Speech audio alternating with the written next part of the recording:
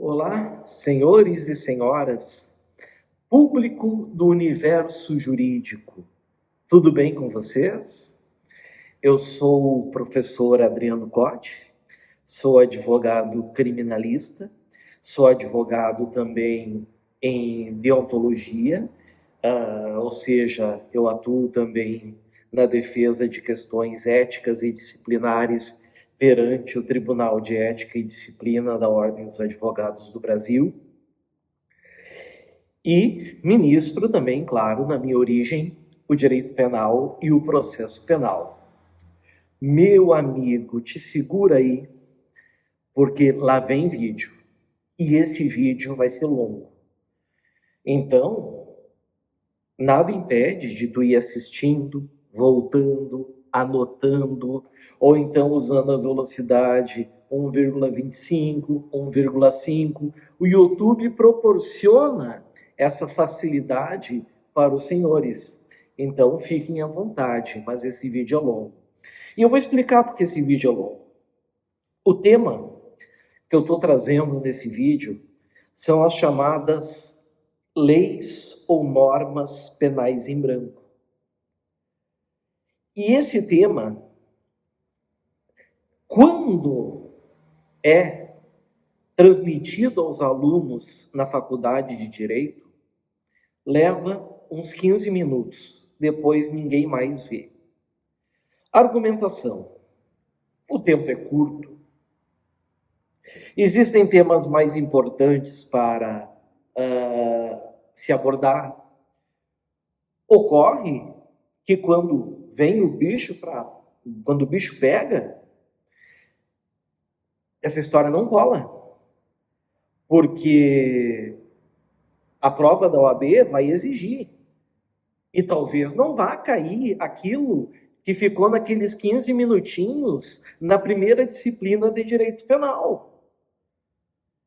Então, se nós vamos trabalhar aqui as leis penais em branco, ou como alguns chamam, as normas penais em branco, nós vamos trabalhar elas por completo.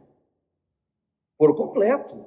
Para que não haja risco de vir uma questão em uma prova, geralmente objetiva, e o candidato errar a questão, ou examinando na OAB errar a questão, ou então se deparar numa prova preambular da magistratura, seja estadual, seja federal, ou prova preambular do Ministério Público, ou de delegado, ou inclusive nas fases orais desses certames, e o candidato, no fim das contas, não conseguir elaborar, ou desenvolver o tema, porque não teve a oportunidade de saber com profundidade e tudo o que ele tinha que saber sobre normas penais em branco e leis penais em branco.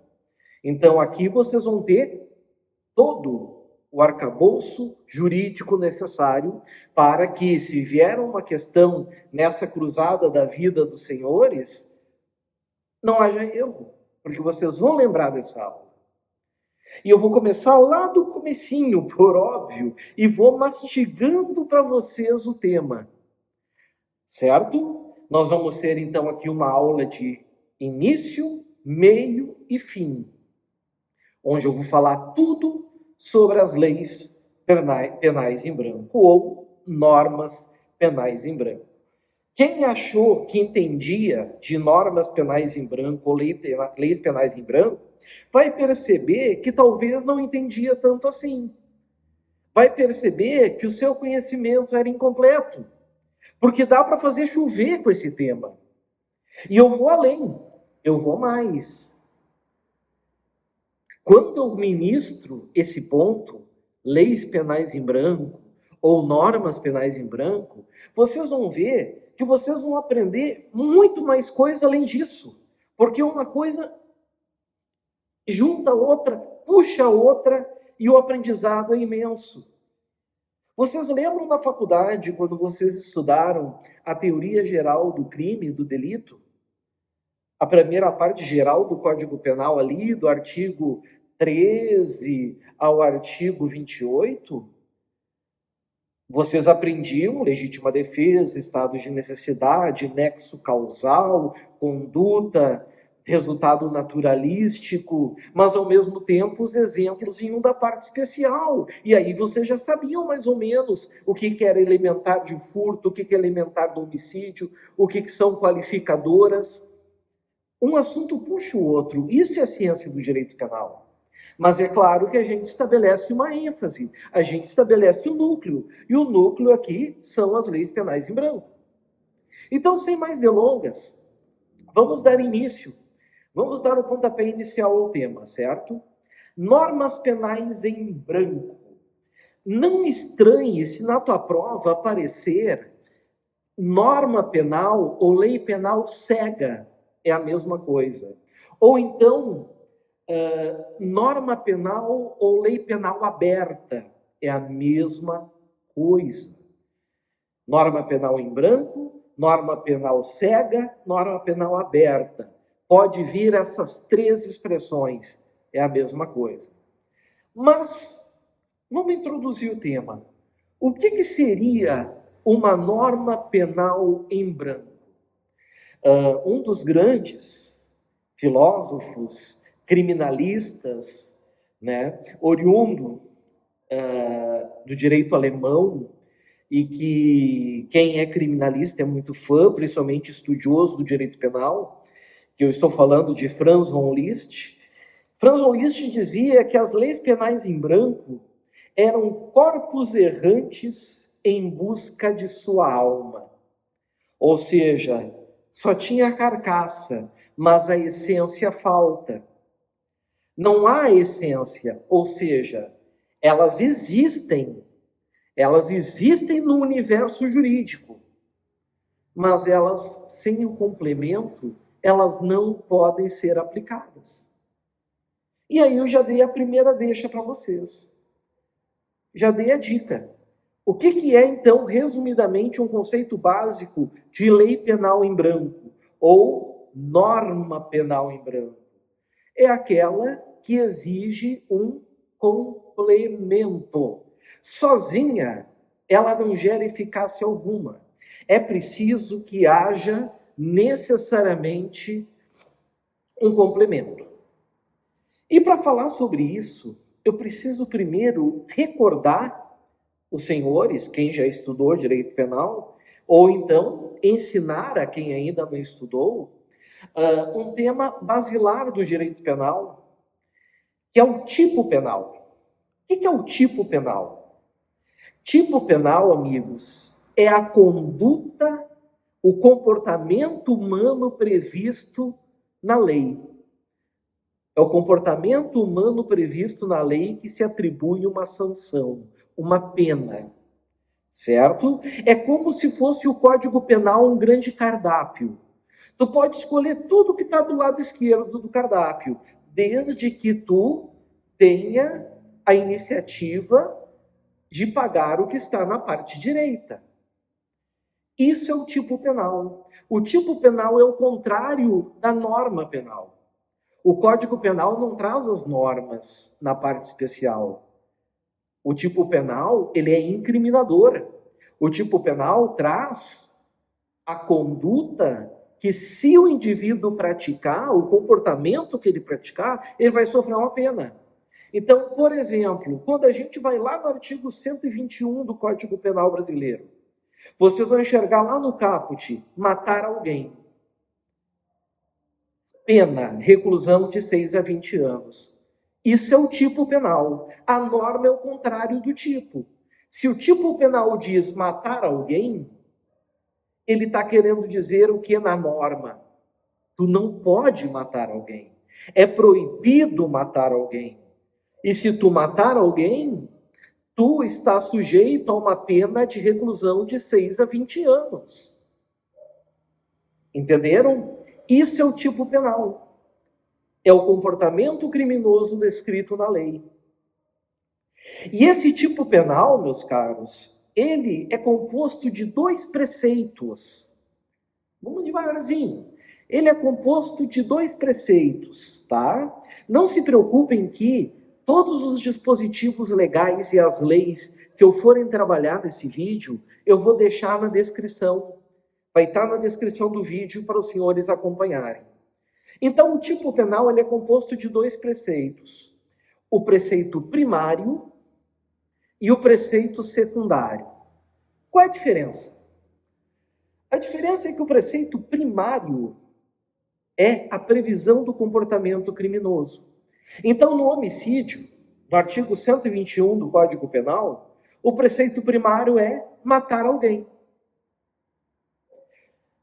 No furto, artigo 155, o preceito primário é subtrair para si ou para outrem coisa alheia móvel.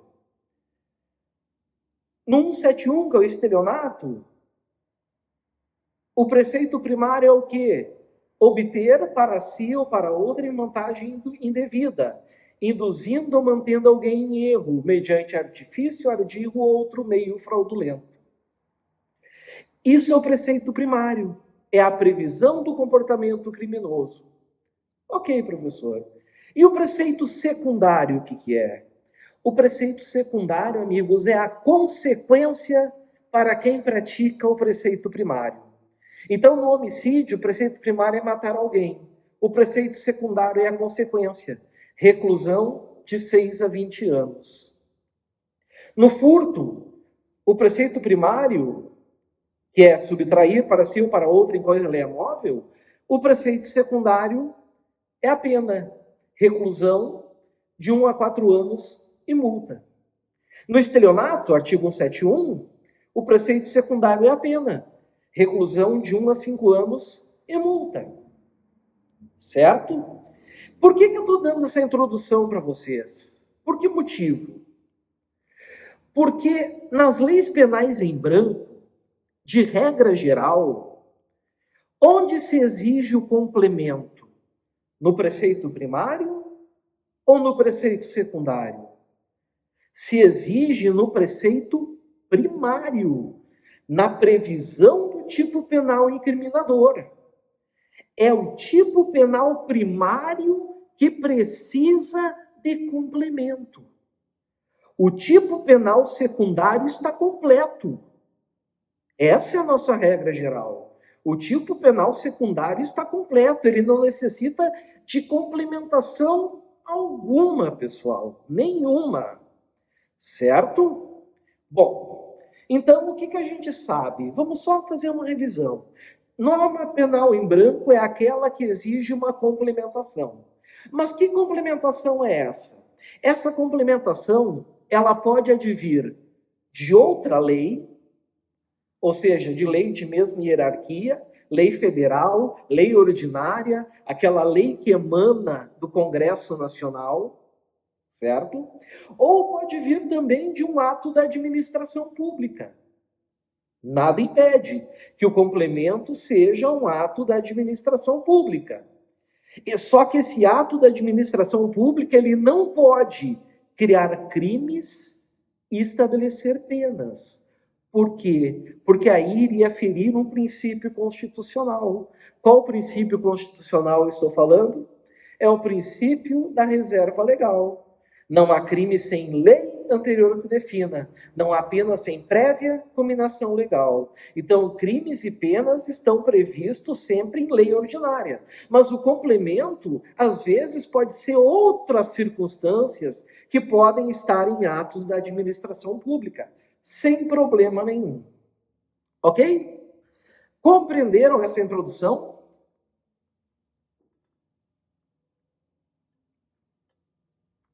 Que bom. Maravilha.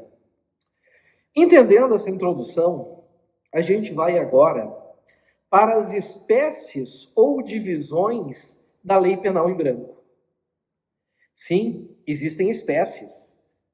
Muitas vezes o candidato só sabe até onde eu fui, e olhe lá. E olhe lá. Mas tem desdobramento, tem espécies. Ao todo, nós temos uma mão cheia, 5 espécies de lei penal em branco. Nós temos lei penal em branco em sentido lato ou homogênea, lei penal em branco em sentido lato ou homogênea. lei penal em branco em sentido estrito ou heterogênea, lei penal em branco inversa, lei penal em branco de ato constitucional e lei penal em branco ao quadrado. Lei penal em branco em sentido lato ou homogênea, lei penal em branco em sentido estrito ou heterogênea, lei penal em branco inversa ou avesso, lei penal em branco de ato constitucional e lei penal em branco ao quadrado. Qual delas nós vamos estudar agora? Obviamente todas. E é todas que nós vamos ver agora. Vamos começar pela primeira. Lei penal em sentido lato ou homogênea. Quando que nós vamos ter essa lei penal em branco? É quando o complemento, pessoal, tem a mesma natureza jurídica e provém do mesmo órgão que elaborou a lei penal incriminadora. Ou seja, o complemento, ele também é uma lei de mesma hierarquia. É uma lei federal, é uma lei ordinária. Então, nós vamos ter, meus amigos, o tipo penal, que é uma lei ordinária, né? Código Penal, só a União pode legislar. E o complemento também vai ser uma lei federal, também vai ser uma lei ordinária. Vamos para os exemplos? Vocês vão pegar aí no Código Penal de vocês, ou buscar aí no computador de vocês, o artigo 169, parágrafo único, inciso 1 do Código Penal. Vamos nele? Lá vocês vão ver que diz assim, ó. Apropriação de coisa havida por erro, caso fortuito ou força na natureza. Artigo 169. Parágrafo único. Na mesma pena incorre. E aí o inciso 1 diz: quem acha tesouro em prédio alheio e se apropria, no todo ou em parte, da cota que tem direito o proprietário do prédio. Ok. Significa que a gente sabe que o Código Penal diz que é crime e tu sofre uma pena se tu te apropriar de tesouro. É crime. Mas o que é tesouro? É o filho da dona Florinda? O que é o tesouro? Será que é preciso que algum lugar diga o que é tesouro? É óbvio. Porque se em nenhum lugar disser o que é tesouro, é impossível que alguém cometa esse crime. Porque o artigo 169, parágrafo único, inciso 1, sozinho, é o que von List chama de corpo errante, em busca da sua alma. Ou seja, em algum outro lugar, tem que ter, meus amigos, tem que ter o que é o tesouro.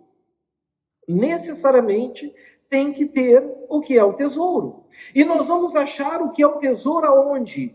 Em outra lei federal, em outra lei ordinária. Nesse caso, o Código Civil, quando trata das coisas. O Código Civil, meus amigos, ele vai dizer o que é o tesouro. E vocês vão ver lá, artigo 1264. Artigo 1264 do Código Civil diz: o depósito antigo de coisas preciosas, oculto e de cujo dono não haja memória, será dividido por igual entre o proprietário do prédio e o que achar o tesouro. Vocês vão ver que lá em cima diz, seção 3 do achado do tesouro. Então a gente sabe que tesouro é depósito antigo de pedras preciosas, oculto, e o dono não lembra. Agora sim, como a gente tem o conceito de tesouro no Código Civil, e a gente tem o crime no Código Penal, a gente tem o complemento do Código Civil. E dessa forma a gente tem uma norma penal em branco. Por quê? Porque necessita de um complemento, e ela é uma norma penal em branco lato sensu homogênea, porque o seu complemento também é uma lei de mesma hierarquia. Uma lei de mesma hierarquia. Daí, certo? Amigos, fiquem ligados ainda que no final desse vídeo eu vou dar aquele ponto que, se cair em prova, é só tu que vai acertar. É uma bobagemzinha, mas se cair em prova é só tu que acerta. Então continua esperto aí, te liga, bico de luz, que lá vem mais pedrada agora. Vamos pegar outro exemplo, por quê? Porque nós temos também outro exemplo de norma penal em branco homogênea, que está no crime de excesso de exação. Artigo 316, parágrafo 1º do Código Penal. Vamos nele. Vamos ver o que ele diz. Artigo 316, parágrafo 1º. Se o funcionário exige tributo ou contribuição social que sabe ou deveria saber indevido, ou, quando devido, emprega na cobrança meio vexatório ou gravoso que a lei não autoriza, pena reclusão de 3 a 8 anos e multa.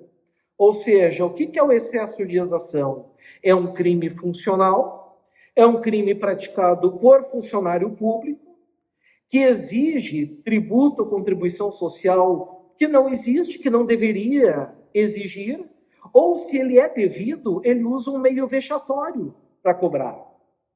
Há muitos anos existiam os fiscais de cobrança que usavam um uniforme e eles iam na porta das casas, batiam palma, e as pessoas da vizinhança já sabiam o que era. Isso é um meio vexatório ou gravoso que a lei não autoriza para a cobrança de tributo ou contribuição social. Então eu pergunto, é crime exigir indevidamente tributo? É excesso de exação. Agora, eu preciso saber o que é tributo. Em algum lugar tem que dizer o que é tributo, porque se em nenhum lugar disser o que é tributo, lugar nenhum, não tem como, no caso concreto, o magistrado condenar um funcionário público por excesso de exação. Porque não vai haver tipicidade. Perceberam? E aí, onde é que será que a gente encontra o conceito ou o que nos explica o que é tributo? Lá no Código Tributário, obviamente. Aí nós vamos para o Código Tributário. Código Tributário, pessoal, que é a Lei 5.172 de 1966. E lá vocês vão ver que diz, no artigo 3º, do Código Tributário, tributo é toda prestação pecuniária compulsória, ou seja, em pecúnia, em dinheiro, obrigatória, em moeda ou cujo valor nela se possa exprimir, que não constitua sanção de ato ilícito, ou seja, não é multa. Tributo não é multa, certo? Instituída em lei e cobrada mediante atividade administrativa plenamente vinculada. Vejam, Código Penal diz que é crime e traz a pena de exigir tributo indevido. Código Tributário traz o conceito de tributo, ou seja, o complemento se obedeceu, cumpriu-se a profecia. Logo, o que vocês precisam entender? Vocês têm que entender que tanto o Código Penal como o Código Tributário são leis federais. Código Penal, Decreto-Lei 2848 de 40, Código Tributário, eu esqueci de novo, é a Lei 5.172 de 66, duas leis ordinárias, Lei Penal em branco em sentido lato ou homogênea, certo? O mais importante é vocês não esquecerem, sempre que complemento for uma norma penal da mesma natureza jurídica, da mesma hierarquia, pessoal, do mesmo órgão, que elaborou a lei penal incriminadora, certo? Ou seja, que o complemento consiste em outra lei, é uma lei em branco em sentido lato ou homogênea. Ela se divide. Sim, ela se divide. Ela se divide em lei penal em branco homogênea univitelina e ela se divide em lei penal em branco homogênea heterovitelina. Essa diferença cai em prova, despenca em prova, mas é muito fácil. É muito fácil. A lei penal em branco, homogênea, univitelina, é aquela que o complemento está no mesmo diploma legal, na mesma lei do tipo penal incriminador. Ou seja, o tipo penal incriminador está no Código Penal e o complemento no Código Penal também. Isso é uma norma penal em branco homogênea, porque o complemento é lei federal, e univitelina, porque é o mesmo. E como exemplo, eu quero que os senhores peguem aí na lei, no Código Penal, o artigo 304 do Código Penal. Peguem o 304. Peguem aí. Vocês vão ver que nós estamos nos crimes contra a fé pública. O bem jurídico desses crimes é a fé pública, moeda falsa, falsidade ideológica e por aí vai. Fraude em certame de concurso público. São crimes contra a fé pública, ou seja, são aqueles crimes que atingem qual bem jurídico? A crença, a confiabilidade que a sociedade põe em nossos papéis. Então, nós temos o artigo 304, que é o crime de uso de documento falso. O preceito primário, ele está perfeito. Olhem lá o 304. Fazer uso de qualquer dos papéis falsificados ou alterados, a que se referem os artigos 297 a 302. Perfeito. Será que precisa de complemento? É só a gente ir para a pena. A pena diz o quê? A cominada, a falsificação ou a alteração. Então, o preceito primário, ele precisa de complemento. Nós precisamos saber, então, que papéis são esses.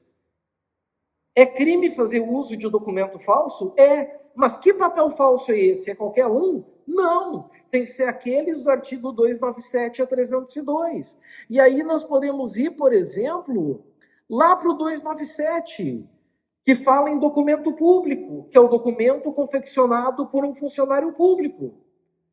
Quem faz uso de um documento público falso está sujeito à pena do artigo 297, que é reclusão de 2 a 6 anos e multa.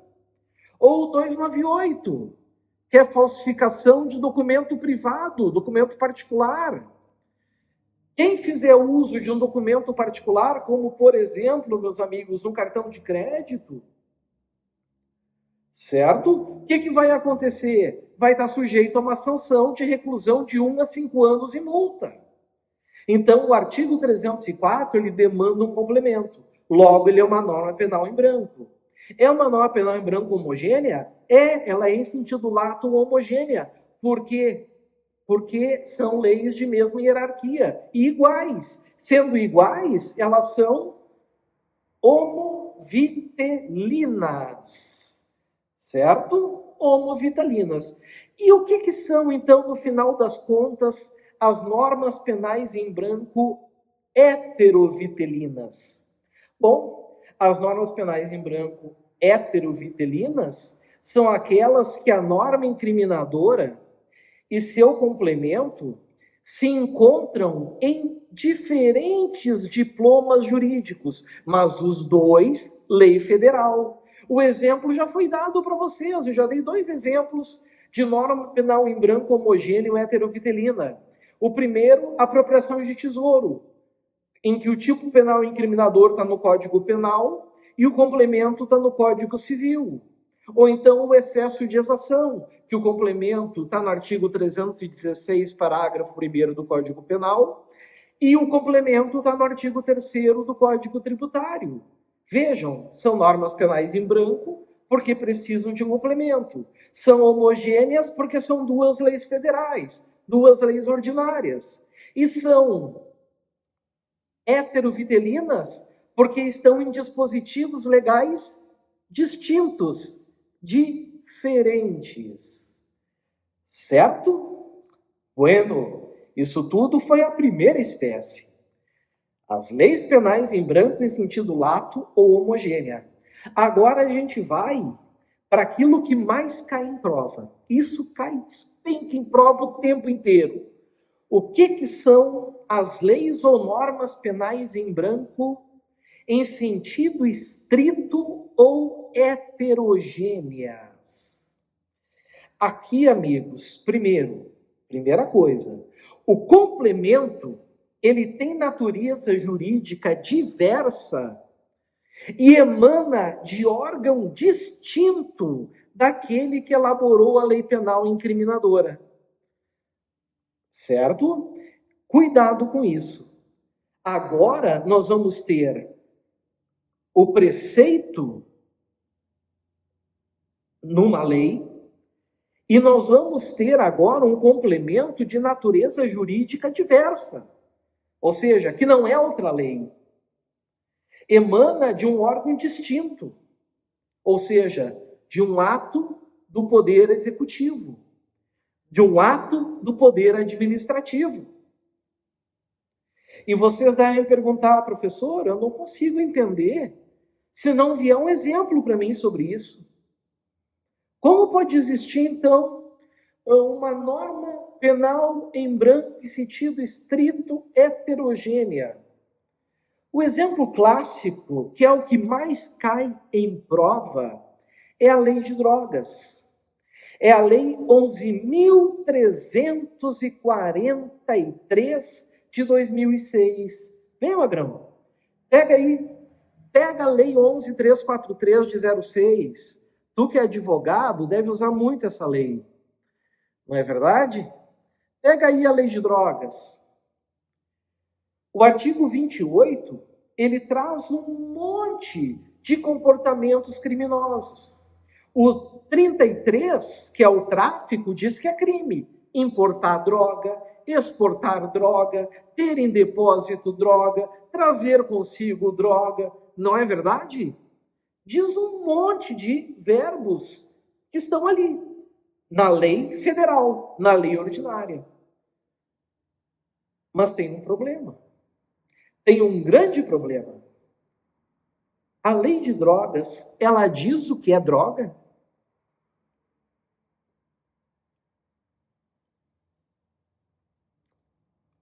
Será que a lei de drogas diz o que é droga? Ah, professor, deixa eu ler a lei de drogas. Não perde tempo, porque tu não vai achar.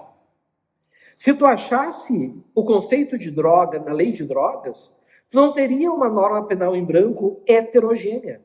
Tu teria uma lei penal em branco homogênea e univitelina. Só que não. Aqui nós temos uma norma penal em branco em sentido estrito ou heterogênea.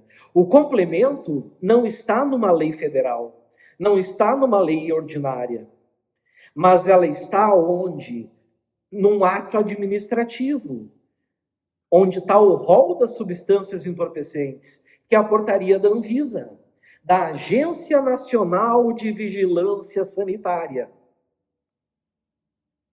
Ali diz quais são as substâncias consideradas droga. Nós temos lá, por exemplo, tetrahidrocannabinol, que é a maconha. Ou então nós temos o cloreto de etila, que é o lança-perfume. Se, por acaso, não existisse o rol da Anvisa, como é que alguém poderia ser preso, por exemplo, por tráfico de drogas, se em lugar nenhum diz o que é droga? Não teria como. Vocês concordam comigo? Não haveria maneira alguma. Então, nós temos um ato administrativo, que é a portaria da Anvisa. E por que é uma norma penal em branco heterogênea? Porque a portaria tem uma hierarquia inferior à lei ordinária. O tráfico de drogas está na lei federal, está na lei ordinária. A pena está na lei federal, está na lei ordinária, 5 a 15 anos.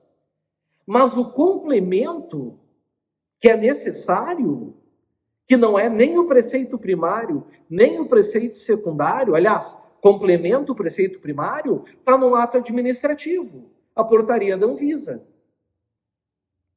Está ali. E aqui vem uma coisa curiosa. Só que para falar sobre essa coisa curiosa que eu vou falar agora, eu acho que eu já mereço, né, que os senhores que não se inscreveram ainda no canal, se inscrevam no canal. Deixa eu curtir. O YouTube entende que isso é muito importante, gera engajamento. Deixa o like.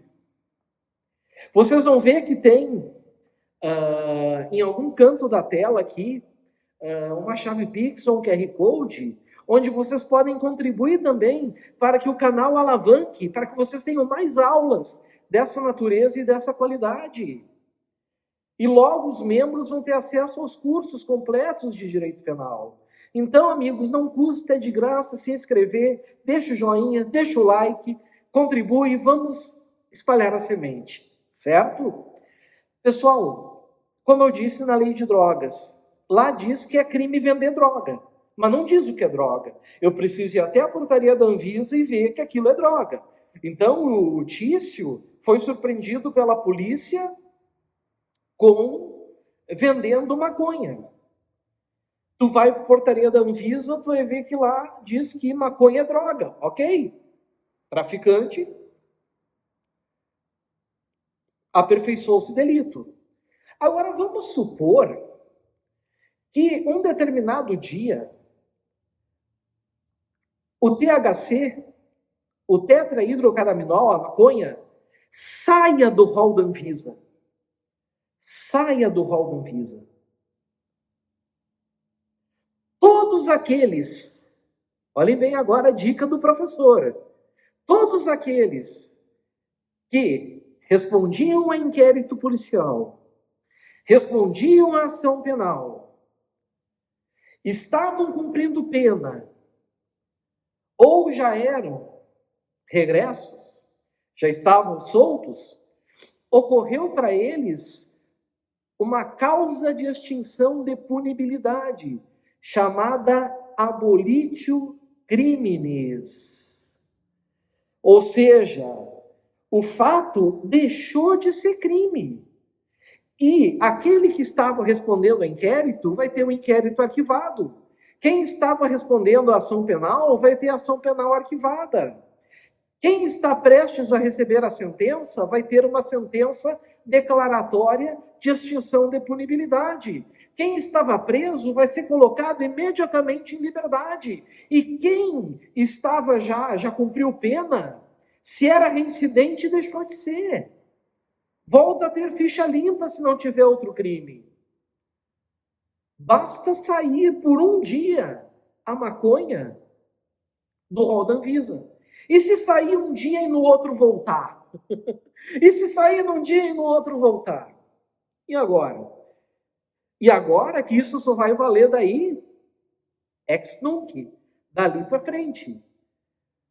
Porque a lei penal, ela não pode retroagir para prejudicar. Vocês lembram disso?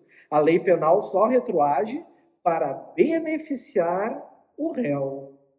Certinho? Então, cuidem quanto a isso, pessoal. A lei de drogas, ela é um exemplo clássico, tradicional.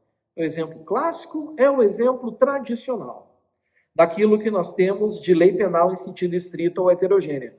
Mas é a única? Claro que não é a única. Evidente que não é a única.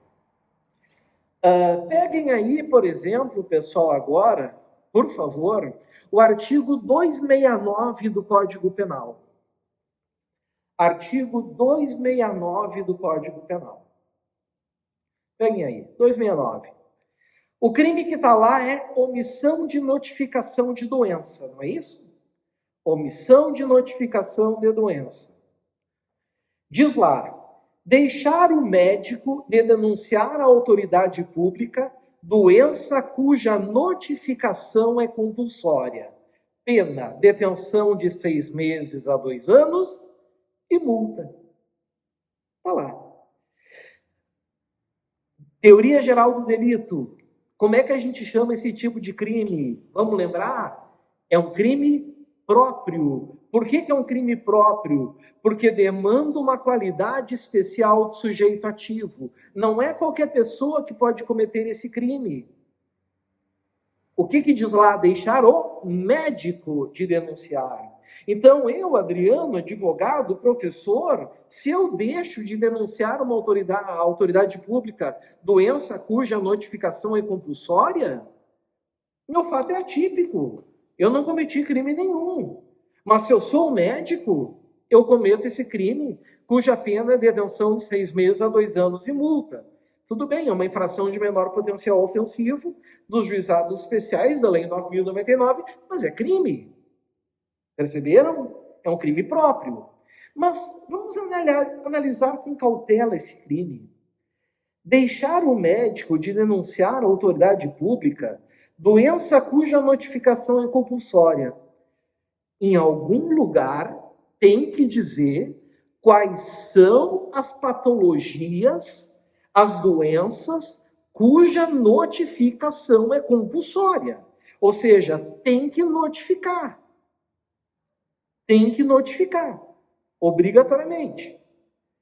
E isso não está em uma lei federal. Não está no Código Penal. Vê se vocês acham embaixo do 269, são doenças cuja notificação é compulsória, e traz uma lista. Não. Isso está em uma norma infralegal.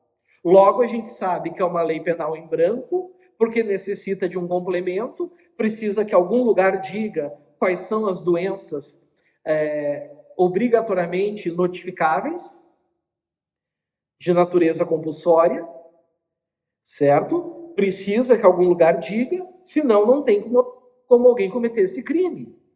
E aí, nessa resolução, nessa portaria, lá vai ter uma série de doenças, que não me vem à cabeça agora, mas eu acho que rubéola, varíola, doenças extremamente infecciosas, o médico precisa notificar. No momento que ele tem ciência e não notifica, ele consumou o delito.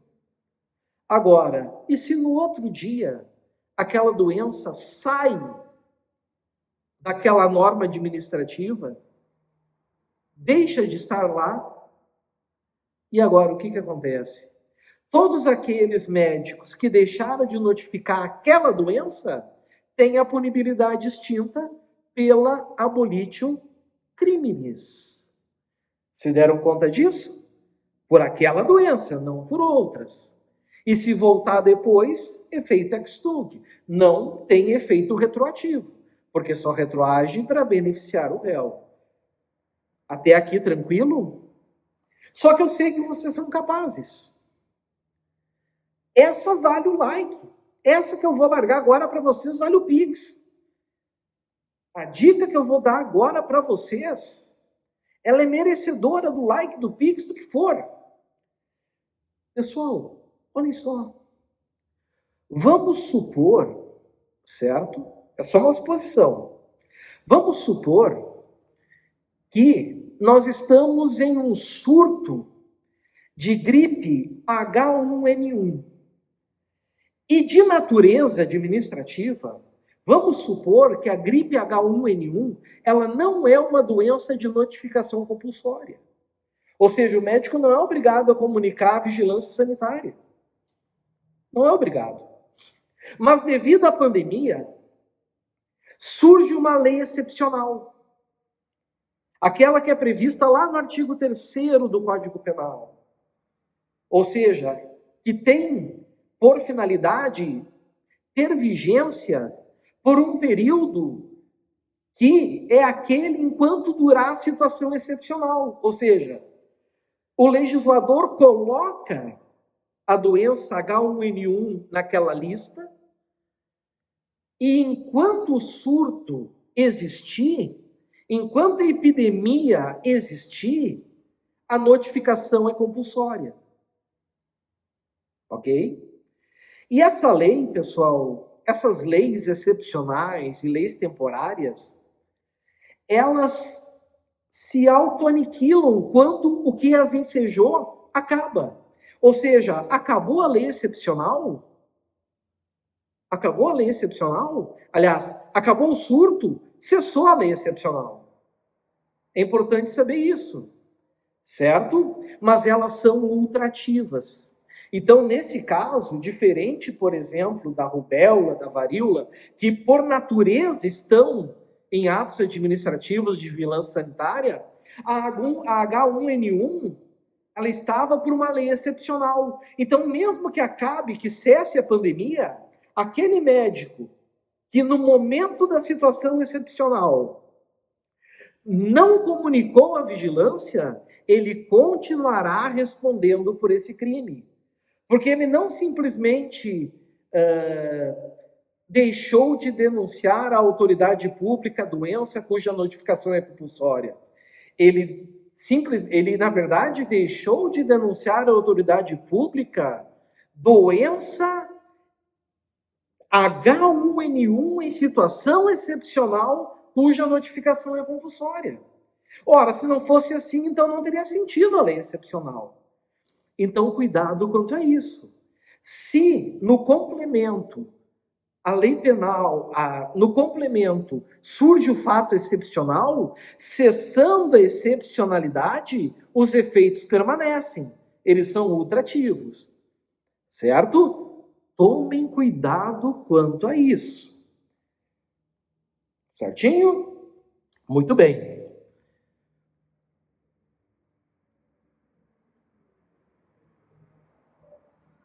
Então, o que nós já vimos até aqui? Das 5, 2. Lei penal em branco em sentido amplo ou homogênea, que pode ser univitelina ou heterovitelina.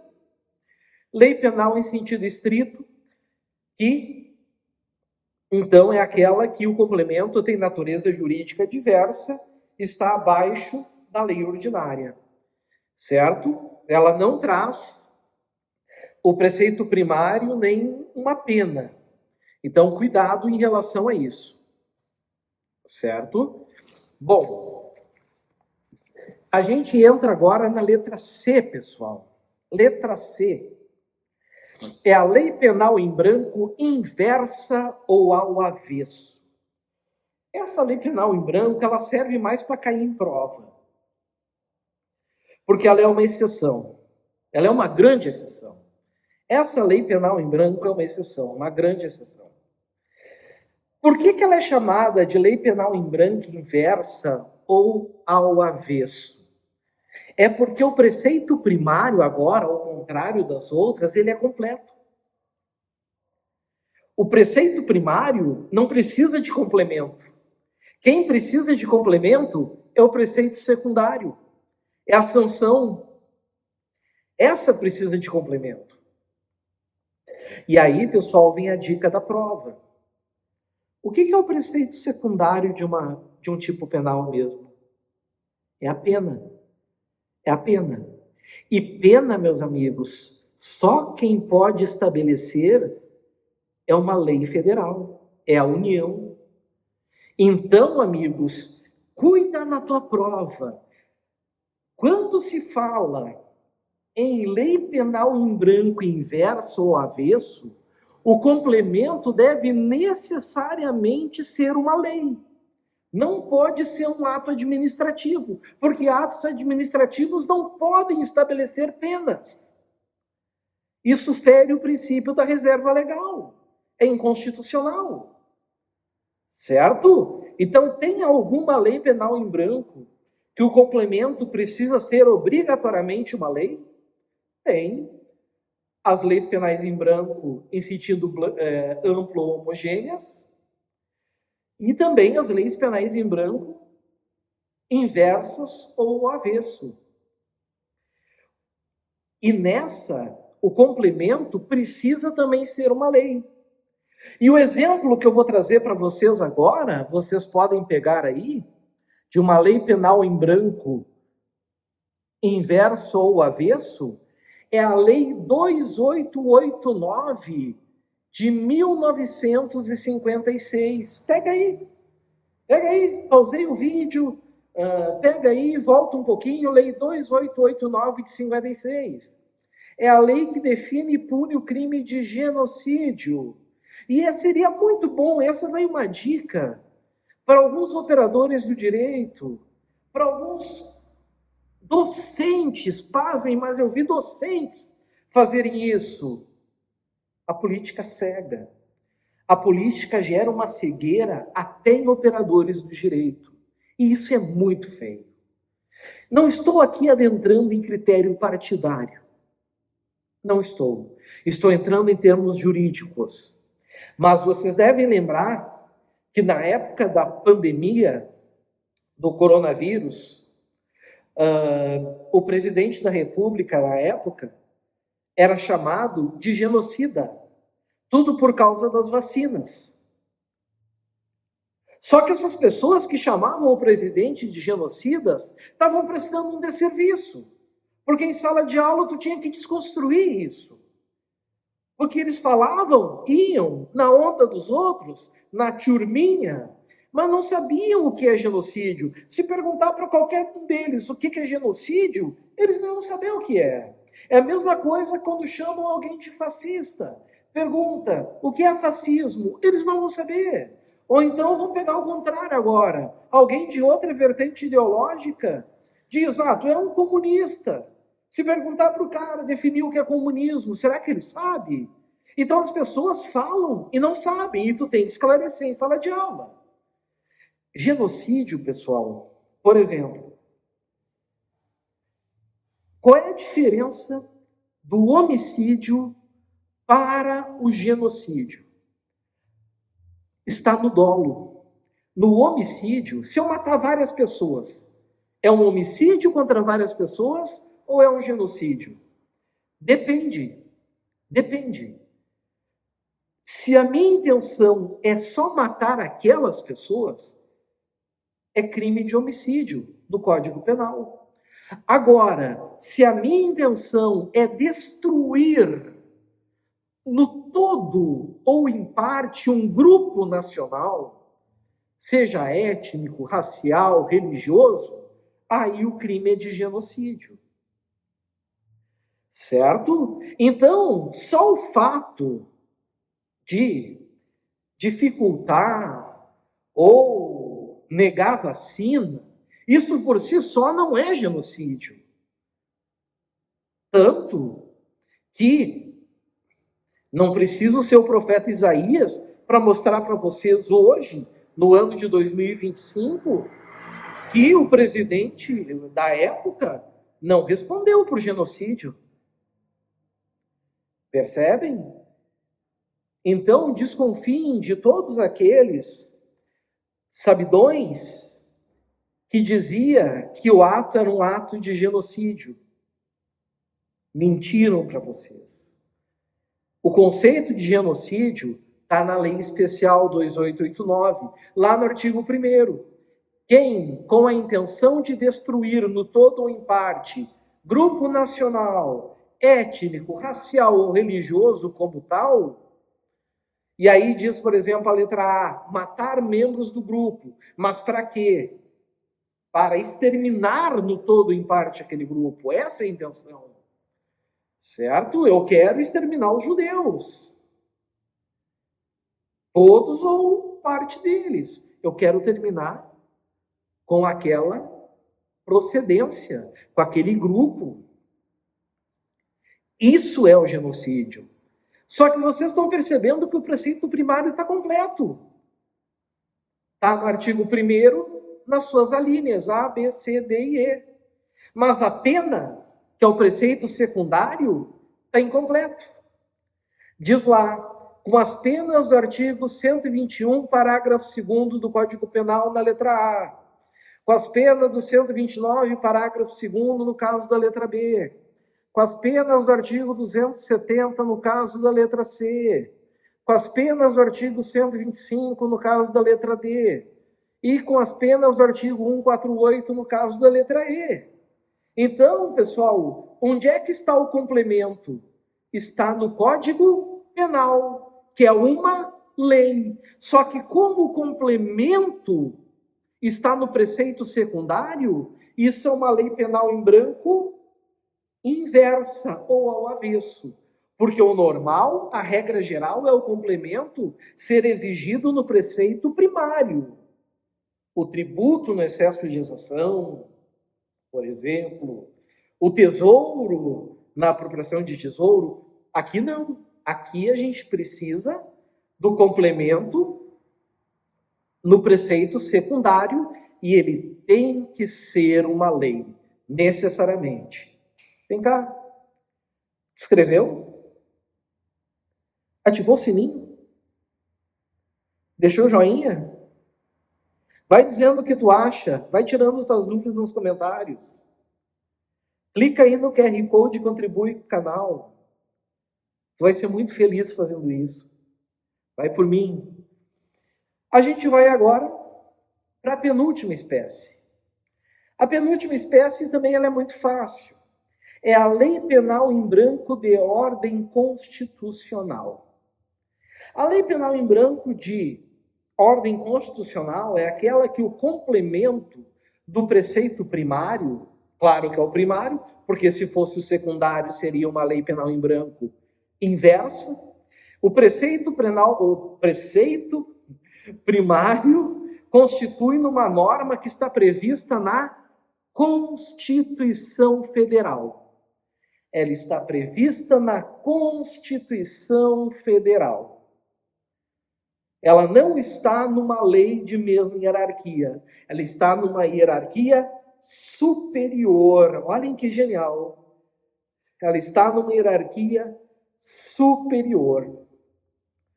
Professor, por favor, um exemplo. Bom, vamos pegar o tipo penal primeiro.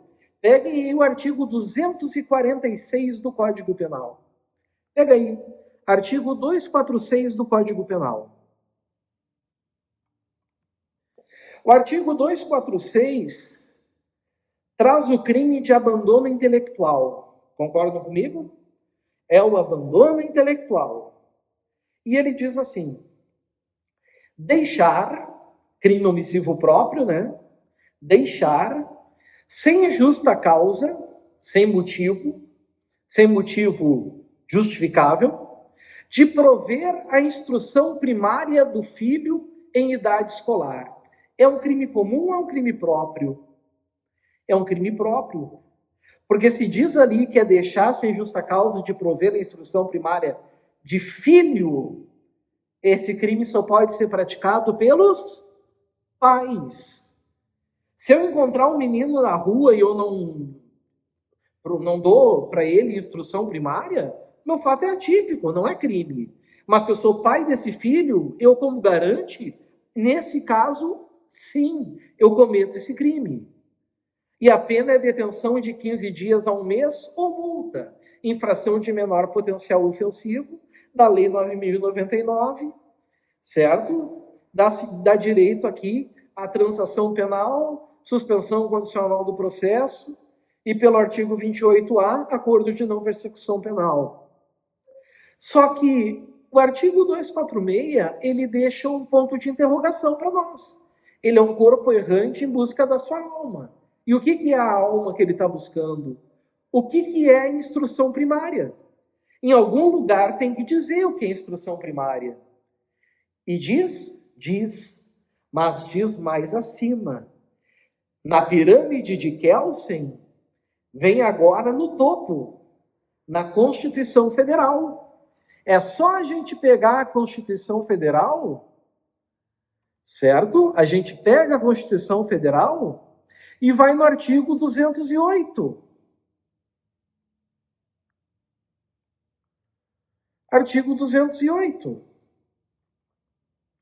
No artigo 208, inciso 1, vocês vão ver que diz assim, ó: o dever do Estado com a educação será efetivado mediante a garantia de 1. educação básica obrigatória e gratuita, dos 4 aos 17 anos de idade, assegurada inclusive sua oferta gratuita para todos os que a ela não tiveram acesso na idade própria. Pronto. Cumpriu-se a profecia. A alma encontrou o corpo errante.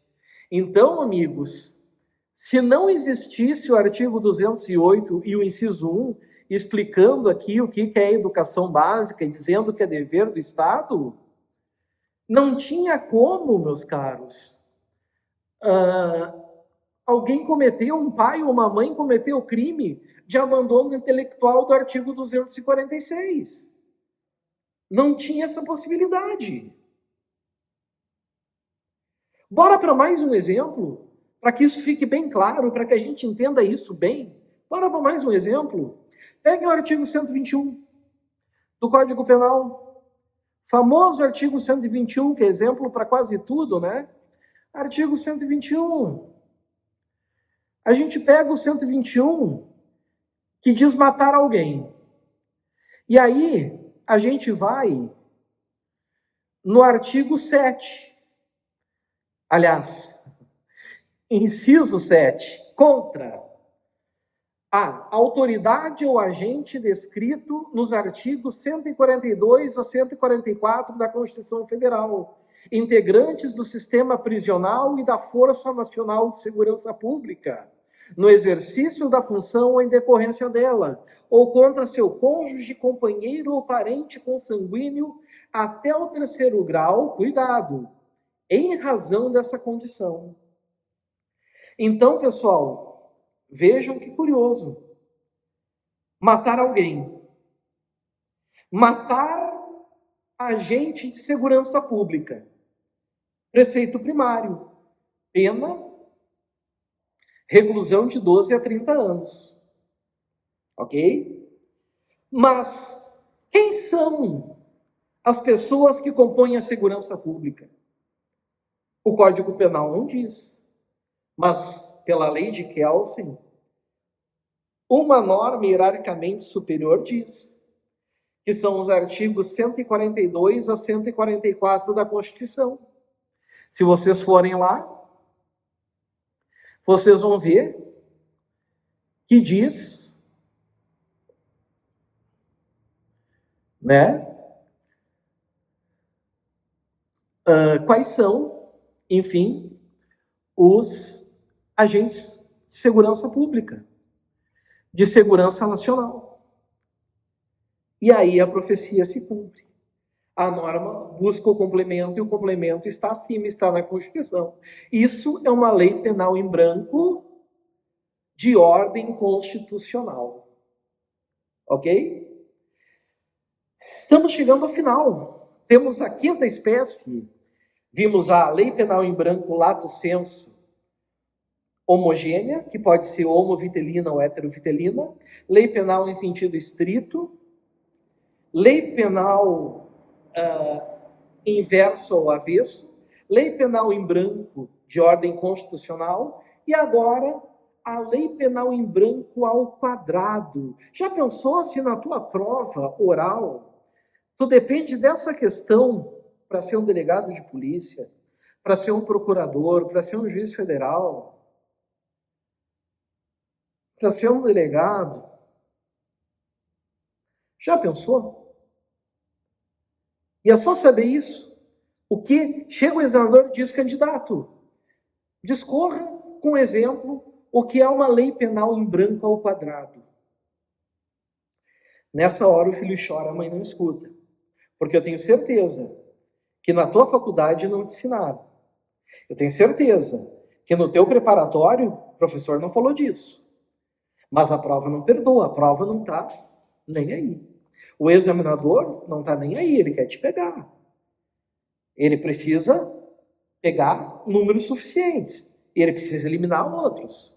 Vamos saber o que é a lei penal em branco ao quadrado? Então te inscreve no canal, deixa um joinha, contribui para o canal, que vai ser muito bem-vindo. Pessoal, uma lei penal em branco ao quadrado é muito fácil. É aquela cujo complemento também depende de complemento.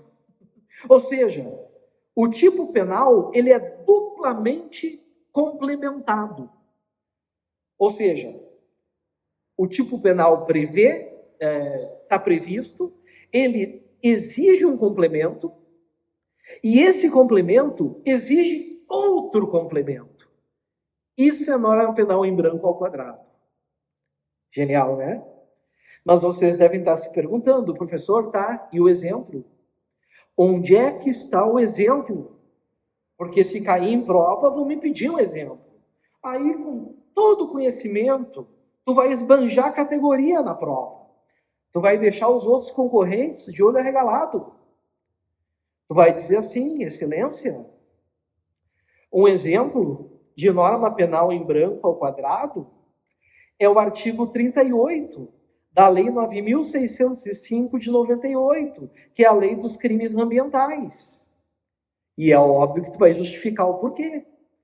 Tu vai dizer, pode usar o código, tu vai dizer, olha, lá diz assim, que é crime destruir ou danificar floresta considerada de preservação permanente, mesmo que em formação, ou utilizá-la com infringência das normas de proteção.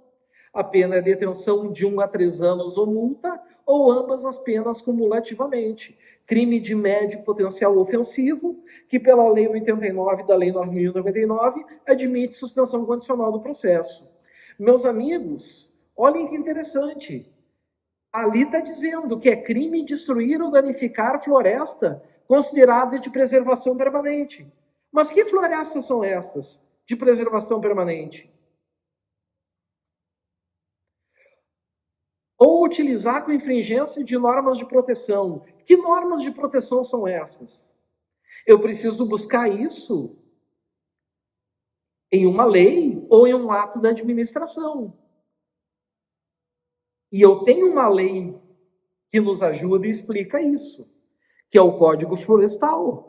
Se eu estou falando de floresta, óbvio que é o Código Florestal. E eu vou nele. O Código Florestal, né, meus amigos? Que é a lei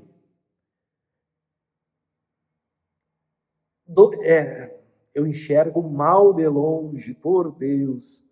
É a lei 12.651. Ela traz no artigo 6º o seguinte: consideram-se ainda de preservação permanente, achamos o complemento, quando declaradas de interesse social por ato do chefe do Poder Executivo as áreas cobertas com florestas ou outras formas de vegetação destinada a uma ou mais das seguintes finalidades. E aí vem um rol, né, do 1 a 9.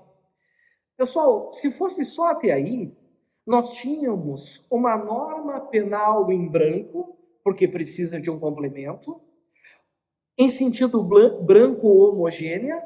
Por quê? Porque são normas de mesma hierarquia, tanto o Código Ambiental, a Lei Ambiental, quanto o Código Florestal são leis federais, certo? E seriam heterovidelinas, porque provém de dispositivos legais distintos. O problema, pessoal, é que o complemento exige outro complemento. Quando diz ali, quando declaradas de interesse social, sublinha aí, por ato do chefe do Poder Executivo. Então é preciso que venha o quê, pessoal? Por exemplo, uma medida provisória do presidente da República, do chefe do Executivo. E aí já está abaixo, mas é um complemento. Agora a gente pode classificar o artigo 38 na lei ambiental, dos crimes ambientais, como uma lei penal em branco ao quadrado, porque o complemento exige uma complementação. É, então, uma lei penal em branco de dupla complementação, duplamente complementado. Fácil, né? Cá entre nós. Vocês estariam muito bem e depois era só correr para o abraço e tomar a posse. Ok?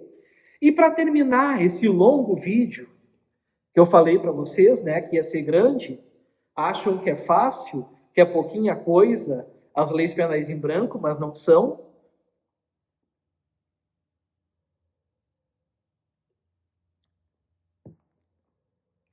A gente vai falar rapidinho da origem do complemento da Lei Penal em Branco. Sempre ficou uma dúvida se o complemento da Lei Penal em Branco ele deve ser produzido unicamente pela União ou ele também pode ser produzido pelos estados, Distrito Federal e municípios. E a resposta é sim. A resposta é sim, certo? Pode ser, o complemento pode ser estabelecido, pode advir de estado, pode advir de Distrito Federal, pode advir de município, desde que tais prerrogativas sejam dadas por quem, pessoal? Pirâmide de Kelsen? Pela Constituição. Desde que a Constituição permita que os estados, o Distrito Federal e os municípios façam essa complementação. Certo? Um exemplo é o artigo 268 do Código Penal. Vamos no 268. Vamos lá comigo. 268 do Código Penal.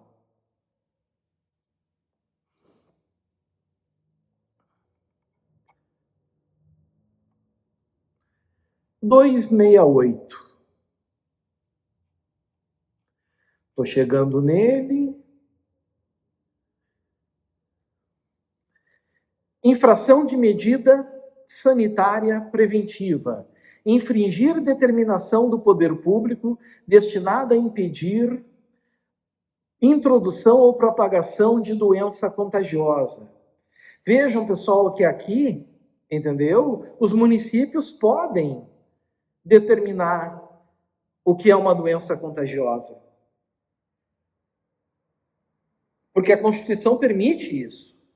Compete aos municípios. O exemplo clássico foi o lockdown, no tempo da pandemia, do coronavírus.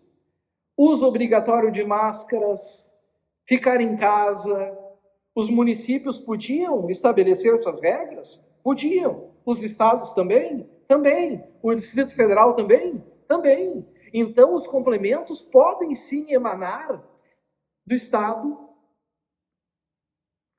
do Distrito Federal ou de municípios, desde que tenham competência pré-estabelecida na Constituição Federal. Certo? Isso não fere a reserva legal. Aliás, isso na época foi objeto de análise do Supremo Tribunal Federal, que editou o tema 1246. Anota aí esse tema, porque isso aí pode cair em prova e pode ser, inclusive, objeto em prova oral ou discursiva.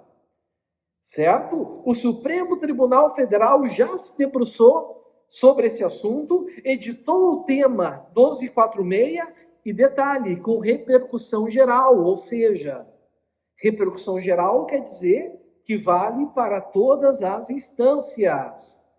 O que diz o tema 1246? O que ele diz? O tema 1246, ele tem o título Constitucionalidade de complementação de norma penal em branco por ato normativo estadual ou municipal para aplicação do tipo de infração de medida sanitária preventiva. Artigo 268 do Código Penal. Ali. Certo? Ele é muito claro. Recurso extraordinário em que se discute, à luz do artigo 22, inciso 1 da Constituição Federal, se o descumprimento de determinação dos poderes públicos, estaduais, municipais e distrital, no contexto do combate à propagação do vírus SARS-CoV-2, causador da Covid-19, se mostra apto a enquadrar-se abstratamente na violação da norma penal de infração de medida sanitária, ante a competência privativa da União para legislar sobre direito penal. O artigo 22, inciso 1 da Constituição diz que a competência realmente ela é privativa da União para legislar sobre direito penal. O problema, pessoal, é que atos executivos são dados a Estado, Distrito Federal e município e que ele não cria crime nem estabelece pena. Então ele não é inconstitucional, é legítimo aos estados. E esse complemento, entendeu? Como obrigatoriedade de máscaras, vacinação, confinamento, quarentena, pode sim ser estabelecido. Na época, né, existia muita briga judicial dizendo, mas espera aí, eu não sou obrigado a andar de máscara porque a Constituição ela não me exige, não me obriga. Te enganava, tu estava enganado. Tu tinha que usar sim se tivesse o decreto municipal, porque a Constituição permite que os municípios, por exemplo, legislem sobre esse tema. Então, o 268 é uma norma penal em branco, certo? E é uma norma penal em branco aqui heterogênea, porque demanda de atos do poder administrativo. Certinho? Eu quero do fundo do coração agradecer. Espero que essa aula seja proveitosa para vocês. Essa aula foi feita por um pedido muito carinhoso de uma seguidora do canal. Ela sabe quem é, né, Mística? É para ti a aula e para todos aqueles que vão tirar no proveito. Amigos, façam crescer o canal. Vocês terão aulas maravilhosas, cursos maravilhosos. Quem gosta do direito penal, vem comigo. Então, te inscreve, assina as notificações, ativa o sininho, contribui aí com o teu Pix. Vamos fazer com que tudo flua da melhor maneira possível e tenhamos cada vez mais pessoas felizes fazendo aquilo que ama. Certinho? Tudo de bom a vocês. Viva Cristo Rei!